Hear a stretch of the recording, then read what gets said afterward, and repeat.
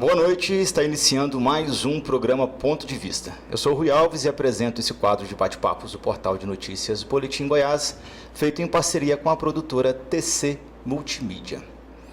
Um tema que tem sido palco de debates, tanto político quanto na mídia, é o estado de calamidade da saúde do município de Goiânia.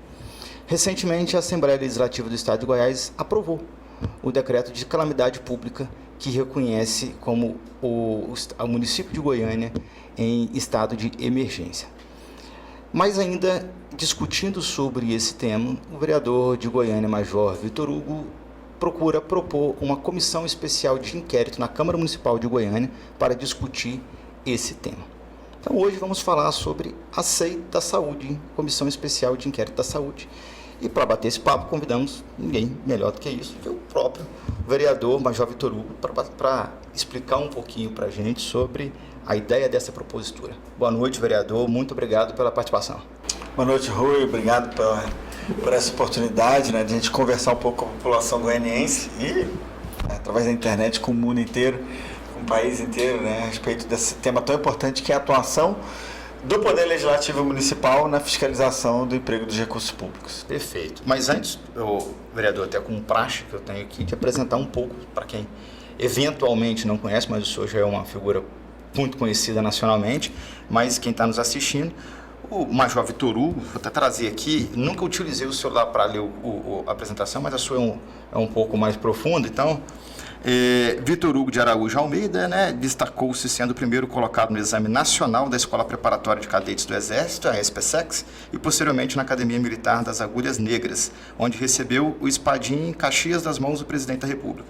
E como oficial do Exército atuou em diversas funções estratégicas, incluindo comandante de destacamento de forças especiais e o observador militar da ONU na Costa do Marfim. Você vai me corrigir se tiver alguma coisa errada, viu? Após a sua carreira militar, foi aprovado em primeiro lugar no concurso para consultor legislativo da Câmara dos Deputados na área de Segurança Pública e Defesa Nacional. Em 2018, elegeu-se deputado federal por Goiás. E no início de 2019, tornou-se líder do governo Bolsonaro na Câmara, sendo o primeiro parlamentar goiano e de primeiro mandato a ocupar esse cargo. Recebeu diversas medalhas e condecorações, incluindo a medalha Mérito Mauá e Ordem do Mérito da Defesa. E atualmente é vereador por Goiânia, sendo o mais votado dessa legislatura, com 15.678 votos. E lidera a Frente Goiana dos Vereadores de Direita. Certinho? Certíssimo. Agradeço, eleitor. Vereador, 15.678 votos não é brincadeira, né? A gente está falando aí de uma votação bastante expressiva, inclusive como até a sua primeira candidatura como vereador de Goiânia, não foi isso? Você teve como deputado. O que é que o senhor atribui aí a essa votação? Bom, primeiro, antes até de tentar explicar o porquê, né, eu quero agradecer mais uma vez, eu nunca vou me cansar de agradecer os eleitores, né? 15.678 votos para vereador, numa eleição que competiram quase 700 candidatos, é uma votação realmente muito expressiva. Eu fui o mais votado de Goiânia, de Goiás e do Centro-Oeste, né? Então, assim, algo que eu vou ser eternamente grato e sei, Rui, da responsabilidade que isso traz também para mim. E eu acho que tem vários fatores, talvez o principal, todo o trabalho que eu venho fazendo como político. Começou lá como deputado federal, você falou, fui o líder do governo Bolsonaro na Câmara dos Deputados, depois fui o líder do maior partido da Câmara, ajudei a aprovar pautas importantíssimas para o país, autonomia do Banco Central, o Pronamp, bem, durante a pandemia, auxílio emergencial de R$600, vários novos marcos legais que contribuíram para que o Brasil avançasse em muitas pautas, como o novo marco das ferrovias, o novo marco da cabotagem, o novo marco do câmbio, o novo marco das licitações. E eu acho que também trouxe muitas emendas para Goiás, na época, como deputado federal, e eu estou entregando ainda como vereador, agora 2 anos, 2 anos, já quase meio, depois do término do meu mandato como deputado federal, eu estou entregando emendas ainda. Eu trouxe quase 350 milhões de reais em emendas para Goiás e distribuídos em 200 municípios. Então, eu acho que essas atuações e também o planejamento que nós fizemos para a nossa campanha, né, muito focado nos temas que nos são caros para a direita, e Goiânia é uma cidade muito de direita, fizeram com que a gente alcançasse esse posto de primeiro lugar. 2.000 votos à frente do segundo lugar, que também foi, assim, E o segundo lugar foi um vereador do PT. Sim. Mais do que o dobro de votos do segundo lugar do PL e mais ou menos 3 vezes a votação do terceiro e do quarto lugar do PL. Então, Deus me abençoe, eu sou muito grato por essa votação aí. Parabéns, então, pela eleição e Obrigado. seja uma excelente legislatura aí de construções para Goiânia. Vereador, então, falando de Goiânia, entrando aí no tema inicial aí do nosso bate-papo, qual é o panorama que o senhor faz da crise de saúde pública do município de Goiânia? Por que a instalação de uma SEI é importante? Para quem está nos assistindo também, tenho certeza que o Rui, como um excelente advogado, né, sabe disso, com o seu teatro. Uma SEI é uma CPI, é uma comissão parlamentar de inquérito no nível municipal. Então, todos aqueles poderes de investigação judiciais que uma CPI tem lá na Câmara Federal, no Senado Federal e também na Assembleia Legislativa, a SEI, numa proporção menor, tem também. Então, o Legislativo tem 2 grandes papéis, né? Legislar e fiscalizar. E o maior instrumento que um parlamento pode ter para fazer essa fiscalização é uma comissão parlamentar de inquérito ou uma SEI, né? Uma comissão especial de inquérito. A saúde em Goiânia, isso não preciso nem falar, você já abordou um dos aspectos que foi a aprovação da decretação de calamidade pública que foi feita pelo prefeito, foi avaliada pela Assembleia Legislativa e foi aprovada. Mas nós também tivemos, antes disso, a decretação da intervenção na saúde municipal por parte do Estado. Foi uma determinação feita pelo Poder Judiciário, por manifestação do Ministério Público de Goiás, para que o governador interviesse, como efetivamente interveio, na saúde municipal. Isso há poucos dias antes de terminar o mandato. Então, a gente vê que a situação estava muito ruim. Falta de pagamento de fornecedores, falta de recursos para poder comprar insumos e medicamentos, falta de pagamento de profissionais, obras estruturantes da saúde inacabadas, hospitais fechando, hospitais particulares que atendem pelo SUS fechando porque não havia pagamento, filas intermináveis, maternidades com caos, suspeita de desvio de recursos, suspeita de retenção de emendas parlamentares, secretário de Segurança Pública preso, depois foragido, secretário de Saúde preso e depois foragido, o secretário anterior investigado. Quer dizer, numa situação como essa, mas para nós que chegamos agora, né, no parlamento municipal, a gente poderia ficar inerte numa situação como essa. É como se a população nos desse o poder e a responsabilidade de fiscalizar, e até como uma função até dissuasória. A gente dizer para o poder municipal, independente, a nossa SEI tem a intenção de investigar os anos de 2023 e 2024. Mas só que é claro que para quem está no poder agora, no executivo, olhar e falar assim, o nosso parlamento municipal, né, a Câmara Municipal não está parada, sabe quais são os poderes que tem e quer fiscalizar. Isso é também inibidor de qualquer, e eu não estou fazendo nenhuma ilação aqui de que achar que o Mabel ou alguém da sua administração tem nenhum tipo de interesse de fazê-lo. Mas se passou pela cabeça de alguém, no âmbito de toda a cadeia de comando aí da administração, de que algo de errado pudesse ser feito, quando vê que os vereadores estão querendo investigar, já tem uma função pedagógica e inibitória, né, dissuasória, né, para que isso não aconteça.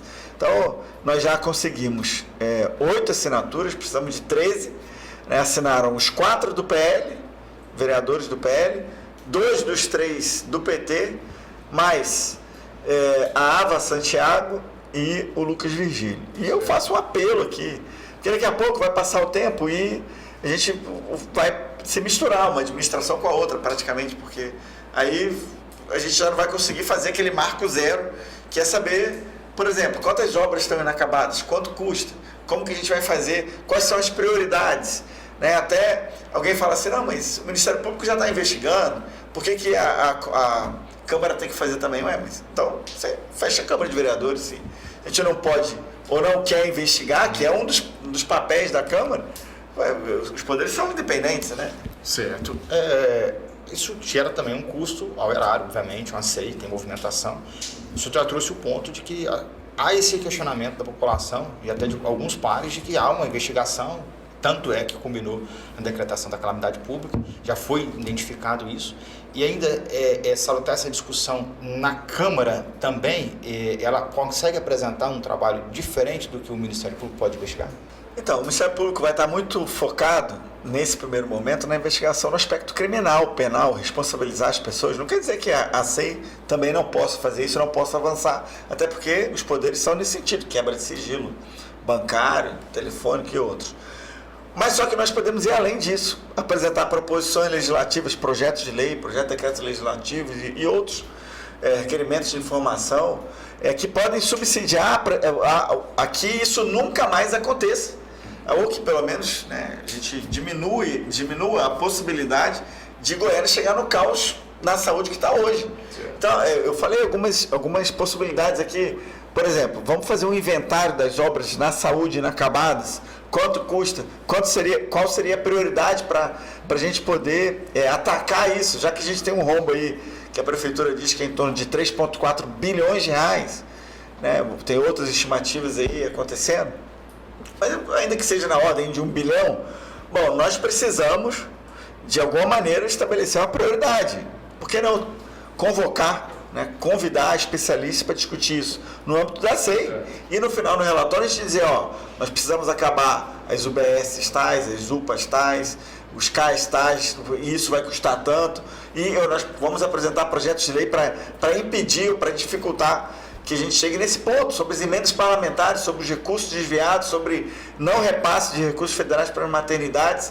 Tudo isso, se a gente conseguir, com a SEI, chegar ao ponto de partida, as razões para que isso aconteceram, o parlamento vai contribuir para que isso, em tese, ou não volte a acontecer, ou seja mais difícil de acontecer. Certo, e a comissão pode até apresentar aí soluções para que a nova gestão consiga ajudar a resolver esses problemas já anteriores que ficaram aí para solucionar.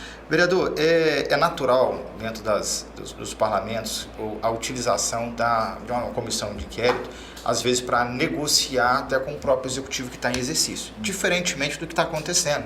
A investigação que o senhor está propondo é de um mandato executivo que já ocorreu. Exatamente. Então a gente vê que perde até o poder político de negociação com o poder executivo. Só acho que a dificuldade, de repente, de recolher assinaturas pode ser voltada a isso. Eu acho que é uma tese.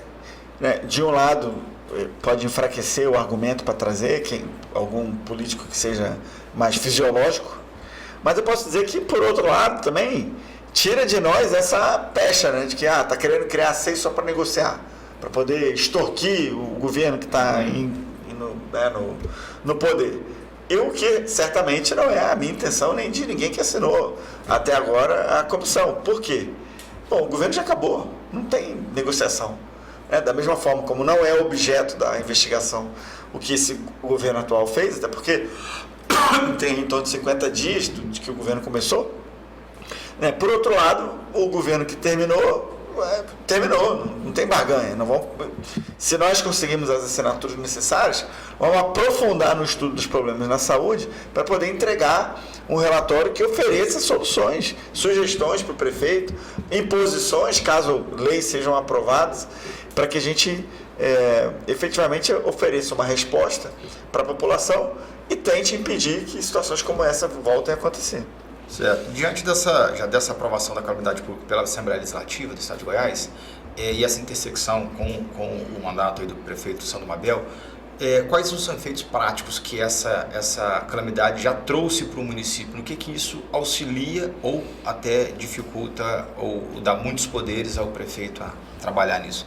Eu, com toda sinceridade, eu vi que algumas ações ele já começou a fazer, como por exemplo, embora não haja médicos pediatras para ocupar todos os postos necessários, mas ele abriu serviços pediátricos, vamos dizer assim, mesmo com médicos não especialistas, já numa capilaridade maior, muito maior do que era no passado.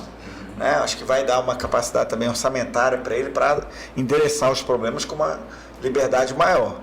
Mas eu acho que a população na ponta da linha não sentiu ainda, com relação à saúde, os impactos, até porque isso não é culpa da administração também, tem pouco tempo. E os problemas estruturais que existem na cidade de Goiânia com relação à saúde não vão ser resolvidos em 2 meses. Então, a decretação da calamidade pública dá alguns poderes para o prefeito, que eu imagino que ele vai utilizar, de modo especial no que diz respeito à questão orçamentária da saúde, mas os efeitos não vão ser tão imediatos. A SEI, nós queremos chegar ao ponto de não só tratar sobre orçamento, mas de entrar no mérito das questões, chamar especialistas, chamar, por exemplo, lá os donos de hospitais, chamar as associações de hospitais, chamar os médicos, não só médicos, enfermeiros, demais profissionais de saúde, as associações, convocar também pessoas que estavam na administração naquele momento, para saber por que foi feito, por que não foi feito, e aí chegar a soluções mais coerentes. Agora, o fato de já ter decretado a calamidade pública e a Assembleia ter aprovado, eu acho que não retira o poder ou as prerrogativas ou as possibilidades como a SEI vai ter. Eu sinto também o seguinte, tem pessoas dentro do Paço Municipal hoje, lá da administração municipal, que enxergam a SEI como algo ruim, porque a máxima é assim, uma CPI começa de um jeito, mas ninguém sabe onde vai terminar, né? Então, no final, sei lá, pode ter alguém lá que está com medo de ser, você vai investigar 2023 e 2024, mas quem garante que não vai respaldar ou respingar em algo de 2025? Ou de possíveis acordos que possam ter sido feitos durante a transição, sim, por exemplo. A gente não sabe, eles estão imaginando que não sabem, né? Mas o nosso foco realmente e eu falei isso para o prefeito, inclusive no dia da inauguração dos trabalhos legislativos, eu pedi a palavra, cheguei lá às 4 horas da manhã na Câmara para poder ser o primeiro a falar, assinei meu nome lá, fiquei lá que nem um zumbi lá esperando, mas fui o primeiro a falar e fiz esse apelo ao prefeito. Sim. Falei, prefeito, não tem interesse nenhum de prejudicar a sua administração, e é sincero, apesar da minha postura de independência, eu quero o melhor para Goiânia, fui eleito para isso, mais votado para isso. Imagino, tenho a sensação de que o prefeito está sendo sincero no que ele fala em relação à vontade de acertar, em especial quanto à saúde, mas pedir para que ele liberasse a base dele para assinar. Não só liberasse a base, estimulasse a base a assinar, porque o foco não é a administração dele e porque nós vamos poder efetivamente contribuir para que ele tenha um mandato melhor, para que se estabeleça o marco zero, ele possa entender, bom, a saúde era isso, a gente vai ter um retrato da saúde. E ele vai poder mostrar o que ele fez de diferente, o que ele melhorou. Mas, infelizmente, eu tenho sentido uma dificuldade, inclusive na base do governo, em especial na base, de adesão, de assinaturas à CPI, à SEI. Desculpas diversas, uma delas é essa, não, mas o Ministério Público já fez o seu trabalho. Não, mas o mandato já passou. Não, nós deveríamos ter aberto, eles falando, né? Porque eu não estava na legislatura passada, deveria ter aberto a SEI no ano passado, ou no ano retrasado. Bom, a legislatura nossa começou agora. Nós podemos fazer agora, né? Eu faço um apelo, você que está nos assistindo, né, que é ligado a algum vereador, que você que votou no vereador que foi eleito, ou que votou no vereador que não foi eleito, mas já escolheu o seu representante, entre os que foram eleitos, vai lá na rede social dele lá e pergunta para ele, vereador, por que você não assinou a SEI da saúde? Eu gostaria que você assinasse. É uma questão crucial para o nosso município avançar. E que, infelizmente, nesse momento não está recebendo o apoio necessário. Faltam 5 assinaturas. É real, são poucos, mas, assim, toda vez que eu vou conversar com alguém, não, vou conversar com a minha bancada, vou conversar, na próxima semana a gente conversa e tal. E até agora a gente não conseguiu avançar mais. Há, de fato, uma situação até temerosa quanto à questão do decreto de calamidade, porque dá uma liberdade muito grande ao executivo de trabalhar, inclusive com dispensa de licitações e contratações diversas que não passa pelo crivo legal natural que existe. De repente, isso pode ser um receio aí, porque não que há algo errado, mas pode abrir brechas para uma investigação ou uma pontuação da Câmara juntamente ao Executivo. E o papel da SEI, no caso, também seria investigar até essa atuação do Executivo diante da situação de calamidade, né? A SEI ela precisa ter um objeto definido, inclusive temporalmente. E nós colocamos lá 23 e 24. Então, é lógico que nós vamos investigar o passado, mas a atuação paralela, não na SEI em si, ela vai continuar. Por exemplo, eu recebi recentemente uma denúncia anônima por e-mail no meu gabinete e estou vou apresentar, bom, talvez quando vocês assistam esse podcast já vai ter sido apresentado. Pode ser. Um requerimento de informações, porque uma pessoa disse e deu os números dos processos 6, né, que são processos de tramitação interna administrativa da prefeitura, em que essa pessoa diz o seguinte: as aquisições dos insumos para cada processo administrativo desse aqui, as aquisições foram feitas, os pagamentos foram feitos e os produtos não foram entregues na área da saúde e de processo de 2024. Nós vamos apresentar um requerimento de informações, né? Provavelmente vai ser aprovado, imagino, torço, para que seja aprovado, mesmo pela base do governo, porque não consigo ver interesse em não se investigar isso. Né?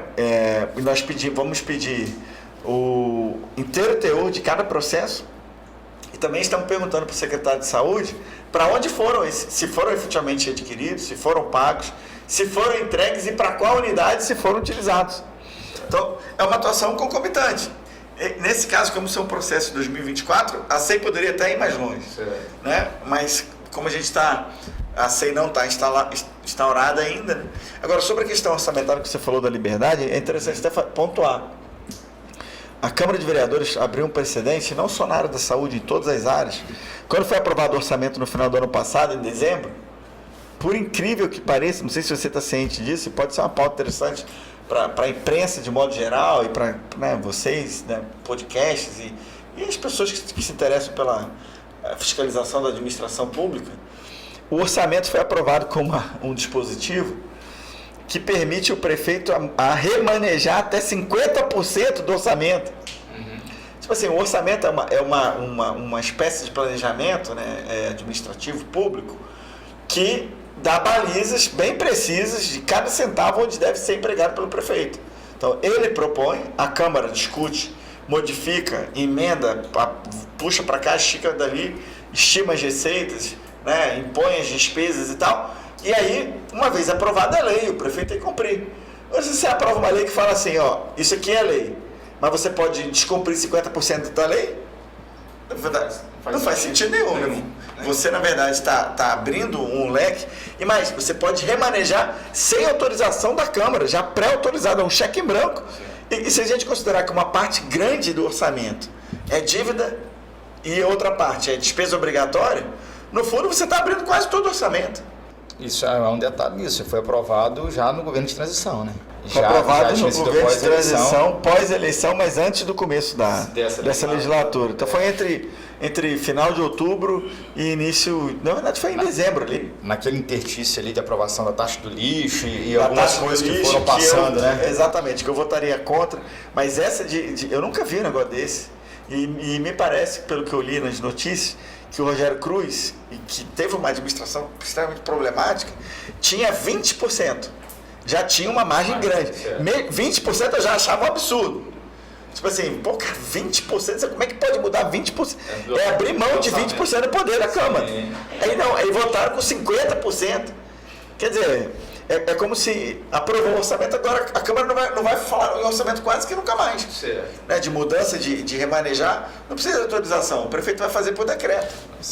De fato, sim, surreal imaginar que é uma aprovação dessa. E o problema, Rui, é que, infelizmente, como esse é um tema também meio árido, assim, para grande parte da população, talvez a população não consiga enxergar de modo geral os reflexos do que isso pode impactar na vida do dia a dia, é difícil mobilizar a população contra isso. Mas é como se, é o que eu estou dizendo, imagina você na administração da sua casa, e você combina entre os seus familiares que vocês vão decidir centavo a centavo o que vai ser empregado na administração da casa. Ó, nós ganhamos, sei lá, vamos supor, R$3.000 por mês, é o orçamento que a gente tem, e vai dizer, ó, R$1.000 é para a escola dos filhos, mais R$1.000 para aluguel, e aí vai tudo. Aí no final, aprovado, consensuado entre a família, algum iluminado vai lá, um filho mais, vamos dizer assim, mais rebelde vai lá e fala assim, pai, pô, mãe, vamos fazer o seguinte, eu proponho que esse orçamento que a gente votou aqui agora, familiar, que o papai ou a mamãe, ou o filho aqui, ou quem for o administrador da família, possa remanejar 50% de tudo que a gente decidiu aqui. Quer dizer, ou seja, não decidiu nada, né? Ainda considerando que uma parte pode ser dívida, né, o financiamento da casa, A outra parte são despesas obrigatórias. Ninguém vai deixar de comprar comida, ninguém vai deixar de pagar a escola das crianças e tal. Quando você vê de 3 mil, vamos supor que, sei lá, 500 fosse algo mais livre. Mas se você permitiu que ele mudasse 1.500, você está permitindo que mude tudo, na verdade. Sim, é tirar de repente da compra da comida e para colocar na compra de um carro, o que não foi consensuado, entendeu? E o que não seria salutar para aquela família, por exemplo, e pode se tornar isso aí para o município de Goiânia, né? Exatamente. Vereador, ainda nesse assunto da SEI, só para a gente já até mudar um tema que eu gostaria de abordar com o senhor, um outro, caso não seja aprovada essa SEI, eu sei que o senhor está nessa luta aí para a votação, para as assinaturas, mas caso ela não venha à aprovação, quais são outras ferramentas que o Legislativo hoje pode utilizar para ainda continuar nessa investigação contra a saúde pública? Bom, basicamente os requerimentos de informação e as convocações de secretários. E o que vai acontecer é que uma convocação dessa, os requerimentos vão ser endereçados para a administração atual.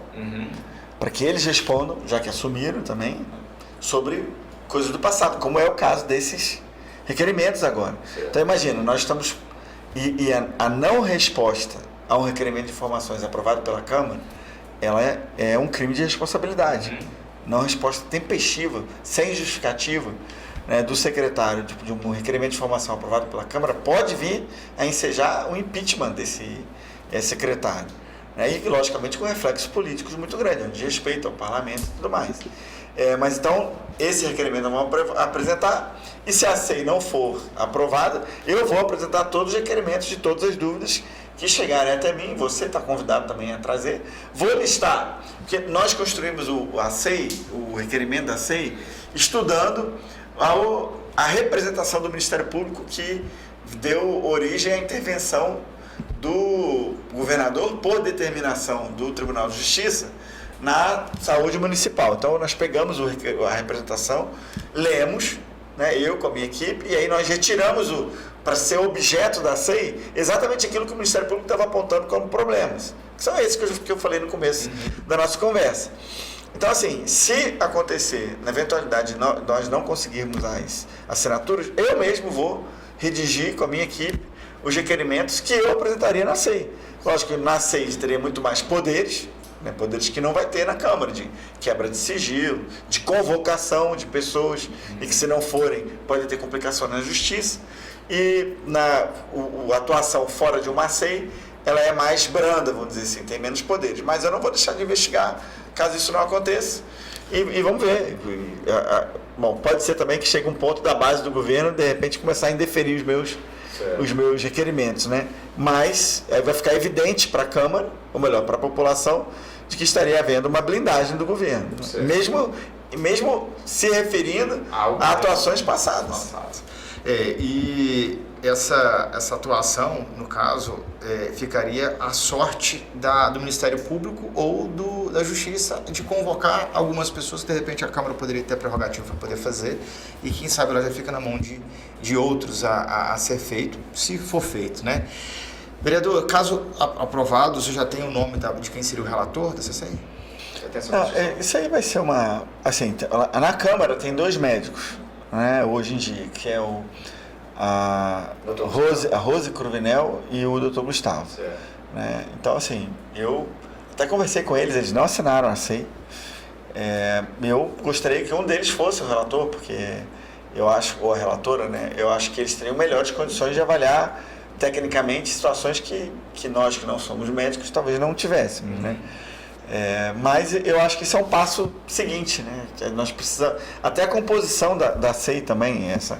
Eu fui deputado federal e sou presidente de um instituto que se dedica ao estudo dos problemas brasileiros, que é o Instituto Arpia Brasil, e lá no instituto nós propusemos uma minuta de PEC para tentar corrigir esse aspecto, porque olha o problema intrínseco inerente a uma CPI ou uma SEI. Nos parlamentos existe um conceito que permeia tudo no parlamento, que é a proporcionalidade. Então, tudo na Câmara, no Senado e nas Assembleias Legislativas e câmaras municipais, mais relativizado quanto mais próximo, né, das câmaras municipais, mas tudo tem a ver com o tamanho das bancadas. Então, quanto maior a bancada, mais poder ela tem, mais tempo para falar, né, maior número de cadeiras nas comissões, mas a CPI ela é um instrumento da minoria. Por isso que uma CPI, pode ser criada quando você obtém 1/3 das assinaturas de um parlamento. Mas só que você obtém 1/3, as assinaturas de 1/3, mas depois na composição, se respeitar a proporcionalidade, o governo vai ter maioria.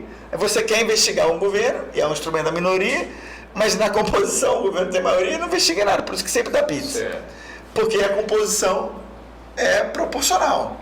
E na Câmara de Vereadores, o regimento fala assim, respeitar a proporcionalidade quando couber. E esse quando couber, a gente sabe que é nunca. Então o que acontece? A gente aprova a SEI e depois vai ser negociado os membros.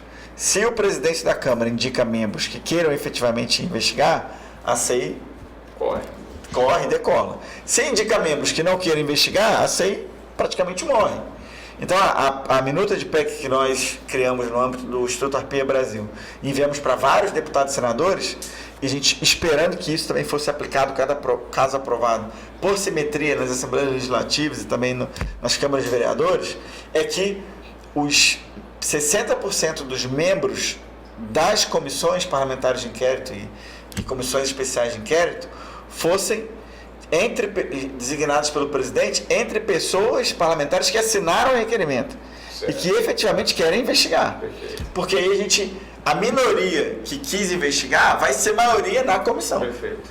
E aí, né, lógico, não foi aprovado, está sendo, acho que nenhum parlamentar federal encampou essa ideia. Se um dia eu voltar lá para a Câmara ou for para o Senado, essa é uma ideia que eu vou defender entre os pares.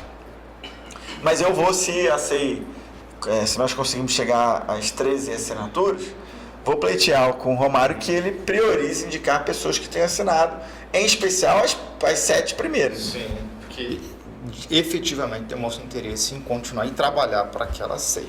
Deixa eu dar só um recado para a gente continuar. Você, advogado que nos assiste e tem um problema de comunicação com seu cliente, que fica ligando para o escritório todos os dias. Doutor, como está o andamento do meu processo? Existe um aplicativo que resolve esse problema. Ele comunica no celular do seu cliente com a notificação, o andamento do processo dele. É o app do advogado. Para conhecer essa plataforma, acesse o link aqui embaixo, appdoadvogado.online. E para você jovem que está buscando um ingresso no mercado de trabalho com a qualificação profissional, a Faculdade Delta está com o vestibular 2025 com inscrições abertas. Acesse o link aqui embaixo também da Faculdade Delta e se qualifique para o mercado de trabalho. Vereador, o senhor já até trouxe aqui você trouxe alguns projetos aqui, né? Já trouxe até um outro projeto daí da sua atuação ainda como deputado federal. Apesar do nosso tempo ser meio curto, mas já que o senhor trouxe aqui, eu não gostaria de o senhor não falasse alguma coisa, ou qual o projeto que o senhor está encampando hoje, além desse da SEI, e que traga, de fato, um projeto que o senhor vê que é o que vai trazer maior benefício para os goianienses. O que o senhor tem aí para a gente? Bom, eu vou falar então, remanescente da minha atuação no Congresso Nacional e de um recente que eu apresentei aqui na Câmara. Perfeito. Pode ser? Pode ser. Vou começar com o da Câmara Municipal. Apresentei o projeto de lei de número 74 de 2025. É um projeto que visa até, para nós que somos mais ideológicos da direita, suprir ou discutir um pouco do ativismo judicial do Supremo Tribunal Federal. Então, eu também sou advogado, né? Sou formado na Universidade Federal do Rio de Janeiro. Estudei 4 anos aqui na Federal de Goiás, mas depois o Exército me transferiu para o Rio e eu terminei lá, na Federal do Rio. Bom, esse projeto, em que sentido que ele ele expõe um pouco do ativismo judicial? O Supremo Tribunal Federal decidiu que o porte de maconha até 40 gramas não é crime, né? Então não poderia ser aplicada nenhuma pena, embora ele não tenha liberado o consumo de maconha, mas não é crime. É ilícito, mas não é crime. Bom, nós discordamos primeiro de que isso seja uma discussão, imagina, uma definição da quantidade. É algo que deveria ter sido discutido no Congresso Nacional, por representantes do povo. Bom, o que nós podemos fazer, nós que nos incomodamos com a possibilidade dessa decisão, estimular as pessoas a utilizarem, de modo geral, as drogas e também sabendo dos efeitos extremamente nefastos, ruins, prejudiciais para as famílias brasileiras. Apresentamos um projeto de lei para criar uma multa administrativa não uma pena, não estamos legislando sobre direito penal ou processual penal, que é algo para ser tratado no Congresso Nacional, mas uma multa administrativa a ser aplicada pelo município em pessoas que sejam flagradas utilizando drogas entorpecentes, né, ilícitas, logicamente, em logradouros públicos. Então, as pessoas que utilizarem maconha, por exemplo, cocaína ou qualquer outra droga ilícita em logradouros públicos, se aprovado o nosso projeto de lei, serão multadas pelo município, pela Guarda Civil Municipal, por exemplo, para que a gente consiga coibir isso. Então, a nossa avaliação que é um projeto constitucional, porque não adentra as competências lá do Congresso Nacional. E vai na mesma linha, por exemplo, das multas de trânsito. Então, o Código Brasileiro de Trânsito é uma lei federal, que pode ser aplicada pela PRF, no nível federal, pela Polícia Militar, no nível estadual, ou pela Guarda Civil Municipal, que também multam. União, Estado e município multam com base na transgressão a uma lei federal. E é o que nós pretendemos fazer. Então, esse é um projeto. Eu agradeço ao delegado Humberto Teófilo, ex-deputado estadual, que nos trouxe a ideia e nós apresentamos. Perfeito. E um projeto nível federal, você deve estar... Claro, não. É porque, na verdade, você vai falando, vai surgindo várias perguntas aqui, até sobre discussões que a gente já são até temas de um outro bate-papo, que eu, na verdade, eu já vou... Eu quero perguntar muita coisa.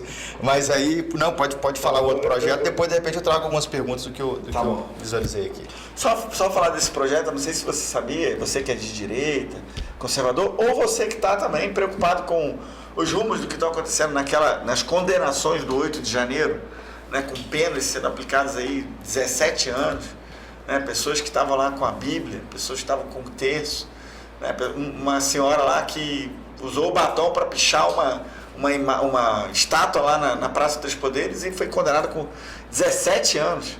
Quando nós sabemos que a esquerda no passado fez manifestações muito piores, mais agressivas, até do que foram essas, quebrando dezenas de ministérios, invadindo a Câmara dos Deputados, né, com manifestações semelhantes. Então, a gente vê agora a manifestação lá do ministro da Defesa atual do Lula, dizendo que eram baderneiros, que eram bagunceiros, mas que não eram golpistas, não tinha condição nenhuma de fazer um golpe num domingo, num dia, numa esplanada dos ministérios esvaziados, sem o presidente da República já empossado, né, em Brasília, então assim, sem apoio do Exército, sem apoio das Forças Armadas, sem um líder propriamente dito. Então, eu lá atrás, eu não sei se você sabia disso, mas o projeto de lei da anistia, que está sendo discutido no Congresso Nacional, é de minha autoria. Eu apresentei o projeto de lei 2858 de 2022, no dia 24 de novembro de 22. É lógico que eu não podia imaginar o que aconteceria no dia 8 de janeiro, né? Não tinha como prever isso, mas nós apresentamos esse projeto com base naquilo que já estava ocorrendo, a aplicação de multas para caminhoneiros.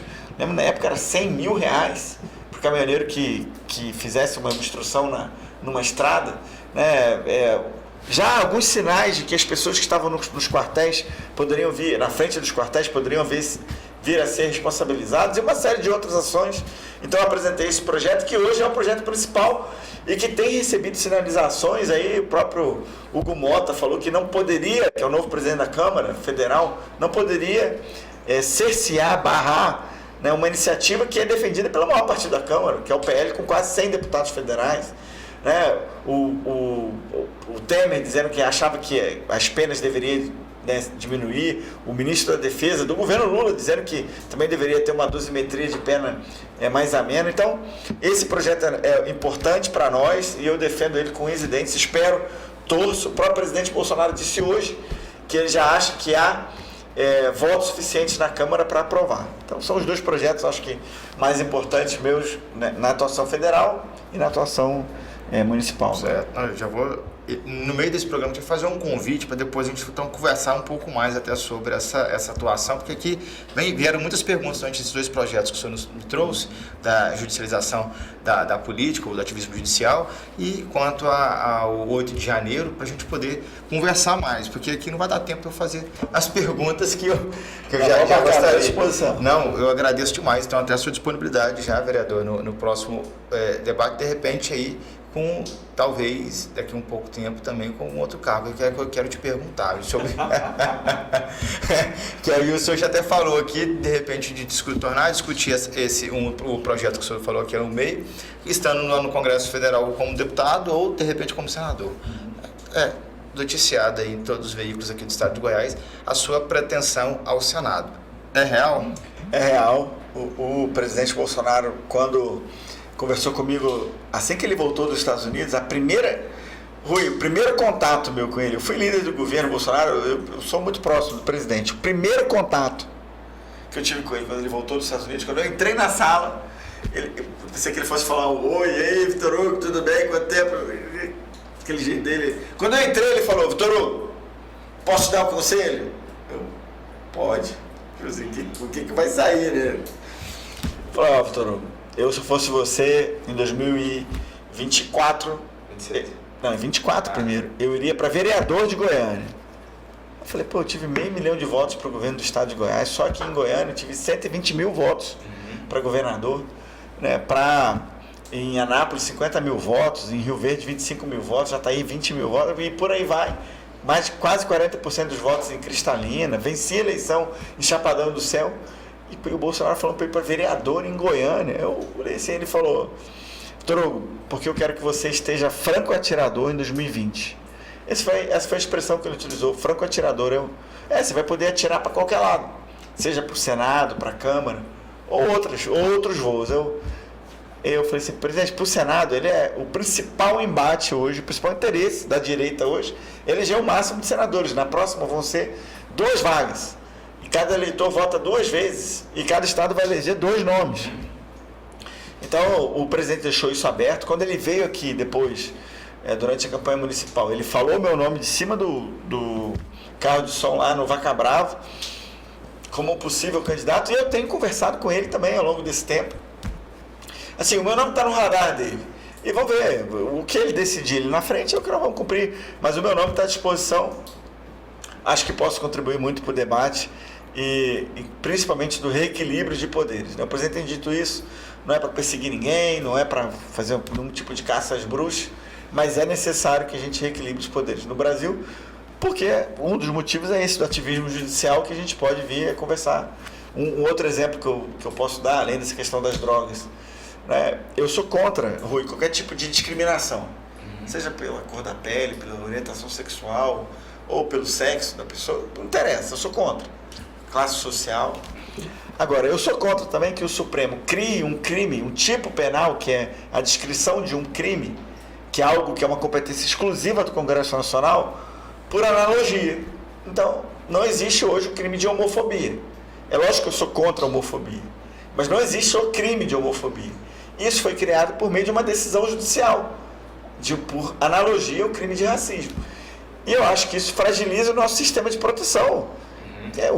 Não há crime sem lei anterior que o defina, nem pena sem prévia combinação legal, não é isso? Então, assim, se isso é um direito constitucional, uma cláusula pétrea, não pode nem ser relativizado e modificado na Constituição, como é que o Supremo Tribunal Federal faz exatamente isso, relativiza isso? Eu acho que, desculpe interromper, mas você acha que isso tem ocorrido por uma omissão do Congresso? Então, essa é uma pergunta inteligente, uma pergunta boa. Mas será que o Congresso Nacional, quando decide não legislar sobre um tema, isso não é uma decisão política que precisa ser respeitada? Porque não legislar é também uma decisão política. Não, se o Congresso decidir não legislar sobre anistia, o Congresso está sendo omisso? Então, eu vou ficar chateado com isso, porque eu sou autor do projeto. Mas é uma decisão política. A decisão política de até agora não definir o crime de homofobia dentro do parlamento é uma decisão política, certo, e que precisa ser respeitada. Agora, toda vez que o Supremo Tribunal Federal, ainda que provocado, porque essa é a desculpa, ou vou dizer assim, o argumento utilizado é o seguinte, não, mas nós somos inertes, nós somos provocados. Mas tem que existir um poder de autocontenção. Nós, tudo bem, foram provocados, mas por que não responder assim na decisão? Realmente, não existe o crime e isso é uma atribuição do Congresso Nacional. Ponto. Agora, toda vez que o Supremo Tribunal Federal adentra competências de outro poder né? Como, por exemplo, quando proibiu o Bolsonaro de indicar o delegado Ramagem à Direção-Geral da Polícia Federal. Toda vez que se faz isso, a gente enfraquece o nosso sistema, né? E o Senado Federal é a instância, é a casa legislativa no mais alto nível que tem condições de impedir que isso aconteça. Então, vamos supor que a gente consiga, dos 27 senadores que vão remanescer, né, porque são sempre eleitos 27, 54, 27, 54 de 4 em 4 anos. Né? Próxima vez serão 54, então vão sobrar 27. Perfeito. Desses 27 que sobrarem, vamos supor que 15 sejam de direita. Acho que é um bom número. Vamos supor que, tá bom, vamos diminuir. Vamos colocar que 10 sejam de direita. Se 10 forem de direita, a direita, no ano que vem, precisa conquistar 31 das 54 cadeiras para ter maioria. E se nós tivermos maioria e elegemos um presidente do Senado de direita, eu acho que os poderes se reequilibram de imediato, sem precisar nem, talvez, causar uma grande convulsão nacional com nenhuma outra medida. Só o fato de ter alguém lá que diga, ó, um presidente do Senado que fale, nós precisamos que cada poder se autocontenha dentro das suas limitações e possibilidades constitucionais. E que seja o máximo, exerça o seu papel no máximo, né? Mas dentro do que a Constituição diga, que é o seu papel. Se isso acontecer, o Brasil vai decolar. Entendi. Perfeito, o seu ponto de vista. E então, já fica aí o convite novo. Nós vamos falar ainda mais um pouco sobre ativismo judicial aqui, pela visão do parlamentar e pelo conhecimento jurídico que o senhor traz aí de causa. Uma última pergunta política, o vereador, menos técnica do parlamento, mais política de discussões aí futuras. Há uma construção aí no estado de Goiás de uma vertente que vem do federal, de uma aproximação, uma conjuntura do PL com o MDB. É real essa construção também no estado de Goiás para a viabilização da candidatura do Daniel Vilela, o atual vice-governador, a governador, e de repente uma composição do PL como vice? Olha só, Rui, essa decisão ela é do Bolsonaro, que vai certamente ouvir o Wilder, o próprio Daniel e o Caiado. O Bolsonaro falou isso textualmente, né? E o Bolsonaro não vetou essa possibilidade de composição. Falou naquela reunião com o Daniel? Não, falou publicamente. Falou na reunião com o Daniel também, mas falou publicamente numa entrevista que ele deu agora para o Rosenval aqui, certo. À distância, mas na Rádio Bandeirantes. E o Rosenval fez a pergunta direta para ele sobre essa questão do Daniel. E ele falou exatamente o começo da minha resposta, que ele falou, ó, ele não vetaria, mas isso é uma definição, lógico que é dele também, né? Mas em conversa com o Wilder, que é o presidente estadual, com o Caiado, que é o governador do estado, e com o seu eventual sucessor, ou quem quer ser o seu sucessor, que é o Daniel. Havendo uma composição entre todos eles, é lógico que a gente está vendo, e nessa fase agora do debate político, é natural que as pré-candidaturas sejam postas e que vão ser testadas em pesquisa, e eu acho que é saudável para todo mundo que isso aconteça. E agora, quem vai decidir ali na frente? Não, vai haver uma composição ou não vai haver? Vai ter candidato ao governo ou não vai ter? O PL vai lançar um ou 2 candidatos ao Senado? Isso, na real, é o Bolsonaro. Cabe a nós, cada um que quer apresentar seu nome. E o presidente nacional, o Valdemar da Costa Neto, como é que é a visão dele quanto a isso também aqui? Do que eu senti dele até agora, ele vai cumprir aquilo que o Bolsonaro sinalizar. Existe uma dificuldade hoje no PL de organização e de administração, porque o presidente Bolsonaro está proibido por uma decisão judicial de conversar com o Valdemar. Isso nos prejudicou na eleição municipal e vai nos prejudicar também, logicamente, nas definições para o ano que vem. Mas é uma decisão judicial e, logicamente, precisa ser cumprida. Certo. Vereador, muito obrigado pelo esclarecimento, pelo ponto de vista, a sua visão aqui, tanto do projeto da SEI, e trazer aqui para a gente alguns outros projetos também que o senhor tem apresentado. Já há 48 dias, mais ou menos, acho que é hoje, 48 dias, o dia que está gravando de legislatura, já tem alguns projetos aí apresentados em discussão. E pelo seu tempo, de nos doar um pouco do seu conhecimento aqui e comunicar com nossos espectadores, os nossos leitores, inclusive do nosso portal. Antes da gente encerrar, deixa aqui para quem está nos assistindo uma mensagem e o seu meio de comunicação, para quem não conhece o seu canal. Queria então primeiro agradecer, Rui, por essa oportunidade, né? Parabenizar aí pelo trabalho. meu desejo para que o seu portal, né, cresça cada vez mais. Obrigado.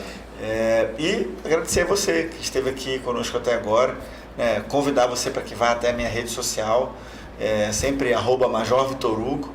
Vai ser um prazer ter você nos seguindo lá, para conhecer a nossa proposta, nossas atuações em prol do município de Goiânia, o que já fizemos para o estado de Goiás e pelo Brasil, e aquilo que nós pretendemos fazer aí no ano que vem, tá bom? Um grande abraço e fique com Deus. Muitíssimo obrigado, viu? Valeu, mestre. E você que nos assiste, obrigado novamente pela audiência de sempre. Se inscreva aqui no nosso canal, deixe aqui nos nossos comentários o seu ponto de vista também do que foi discutido aqui. Compartilhe esse vídeo e siga as nossas redes sociais. Boletim Goiás em todas as redes sociais. O nosso programa Ponto de Vista _PDV e a nossa parceira aqui do Lucimar, o nosso produtor que está aqui atrás das câmeras, a TC Multimídia. E para se manter bem informado de tudo que acontece em Goiás, no Brasil e no mundo, boletimgoiás.com.br. Um homem que não se ocupa de política não pode ser considerado um homem tranquilo, mas um homem inútil. Sócrates. Uma boa noite e até mais.